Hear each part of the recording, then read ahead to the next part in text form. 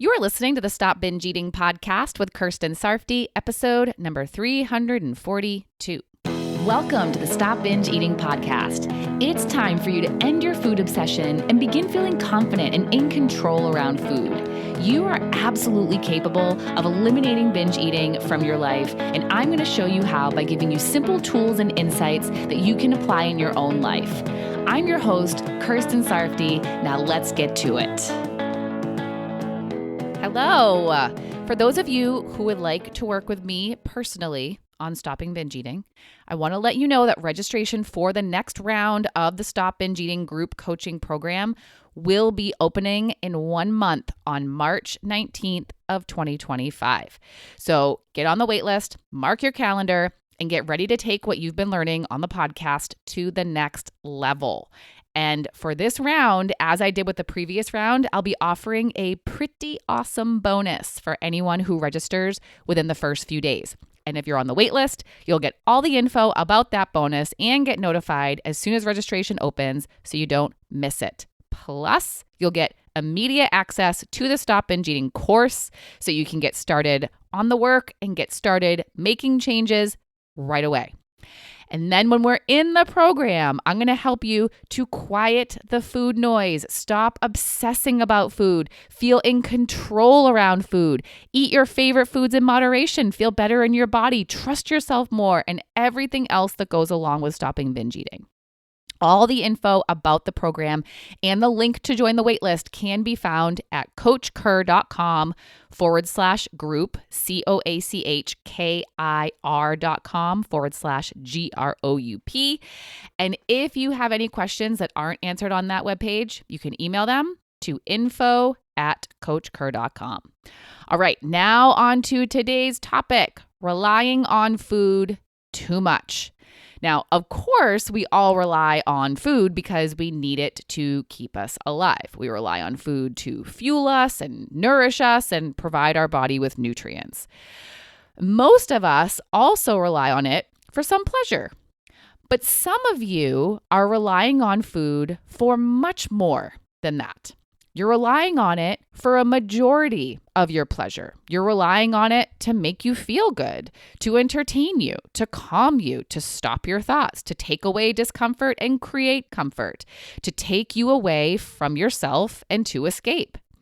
You've used food in this way because it does actually do what you're wanting it to do.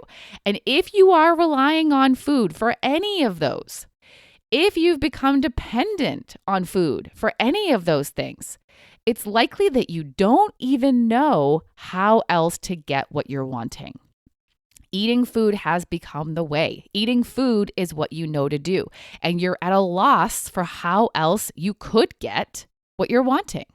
You might even think there isn't another way to get what you're wanting. Or maybe you do know of a different way, but either you don't know how to do it, or you don't want to do it. When I first start working with people in my program, sometimes that's exactly where they are. They might not know how else to calm and comfort themselves without eating food. Or maybe they know how else to do it, but they'd rather eat because it's easier, faster, and more pleasurable. They might not know what else to do for pleasure or entertainment, or they do, but they don't want to do something else because they think that it won't be as pleasurable as eating food. They might not know what else to do about their thoughts, or again, they do. They know they can work on changing their thoughts, but eating will be an easier and faster way to calm their mind. Or they have such a strong desire to escape their thoughts and feelings, and they don't know what else to do except eat. So food becomes their go-to, their crutch, their way to get what they're wanting. And this can end up being a problem for two main reasons.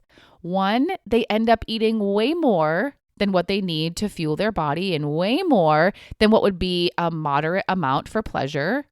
And two, they end up obsessing about the availability of food and when they'll be able to eat next.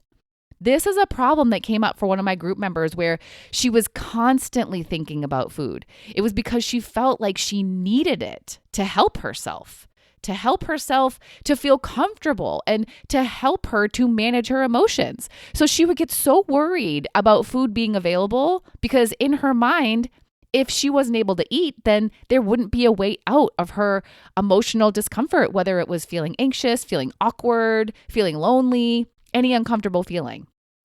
And because she didn't know what else to do and didn't have another way to handle her emotions, they would build up and her thoughts about food would intensify and it would begin to feel unbearable. And that's when she'd feel the desire to escape. That desire to escape usually is a result of knowing no other way to handle your thoughts and emotions, thinking you're stuck in them, thinking there is no way out. And it usually happens after they've lasted a while or are repetitious or increase in intensity. So this reliance on food contributed to her obsessive thoughts about food. She kept worrying about how she'd be able to get it if she needed it or whether she'd be able to get it. But if she learned how to rely on something else to get what it is she's wanting from the food, then she wouldn't obsess about it so much. And here's what I recommended that she relies on: herself. Whatever it is that she's wanting from that food, she can give it to herself without eating anything. And the same goes for you, for the most part. You can create comfort for yourself. You can create calm for yourself. You can cause yourself to feel better. You can handle and work through your thoughts and feelings. You can entertain yourself and create pleasure for yourself. You can actually handle your own thoughts and feelings so that they don't build up so much that you're urging to escape yourself. Now, you might be wondering how you do all that. Well, think about this. If you were wanting to comfort someone else, what would you do? You'd tell them comforting words. You'll be okay. You'll get through this. Things like that. That's what you would do for yourself. Whatever it is that you would do for someone else, you do that for yourself. What about if you wanted to calm yourself? Deep, slow breathing can help, as can telling yourself calming thoughts. What about if you want to be entertained and you want pleasure? You have the ability to do that for yourself too. You can talk with yourself in your head or out loud. It's up to you, and enjoy your own company. I bet you have some really interesting, enjoyable things that you could be thinking about if you took the time to be with yourself. Because when it comes to pleasure, what you're doing isn't as important as what you're thinking as you're doing it. So you could just be laying on the floor by yourself in silence and entertain yourself in your mind and experience pleasure. And what about those swirling thoughts and extended feelings? Well, the feelings are being caused by those swirling thoughts. And yes, you can eat to escape them or distract yourself from them, but that isn't really going to stop them. They will come back if they're not resolved. And you can resolve them. You can figure out solutions. So this is something that happens a lot with anxiety. Those ruminating, swirling thoughts, and then the continued anxiety feeling. Anxiety is typically worst case scenario thinking, catastrophizing, thinking that something is going to go wrong or that something bad is going to happen. And what I recommend is that you go to that catastrophe, that bad thing in your mind, and show yourself how you will prevent it if in fact you can, or show yourself why you will be okay if it does happen. Worrying isn't going to help anything, and it's going to perpetuate worrisome, anxious thoughts. But coming up with a plan for prevention or for how you will be okay if you can't prevent it can help you to ease those thoughts and feel better. For anything you're excessively using that food for whatever it is that you're excessively depending on and relying on food for, there is another way. And so many of those other ways are things that you can do with your mind, with your self-talk. And you can rely only on yourself to get what you want.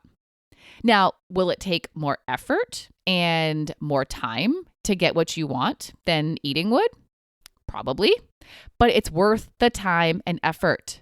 Seriously, being able to rely on yourself is so empowering, and it can help you to feel better just knowing that you have most of what you need in your mind at all times. Now, of course, we also do need to rely on things outside of us and other people for things. We can't do everything on our own. If what you're wanting is connection, then yeah, you can rely on spending time with people to give you that, of course. Or if you need help with something because you've tried on your own and haven't been able to do it, then yes, you can rely on other people to help you. But I don't think that enough of us give ourselves enough credit for what we can accomplish on our own just by using more useful self-talk, by talking to ourselves the way we would talk to a friend, or by saying to ourselves what we would want someone else to say to us. We can create emotions we want to feel and change our perspectives and change our internal emotional state and take care of ourselves. We have that ability. You have that ability. You don't need food for any of it. So if you do notice that you rely heavily on food for anything beyond fuel and beyond moderate pleasure, ask yourself, what am I wanting this food to do for me?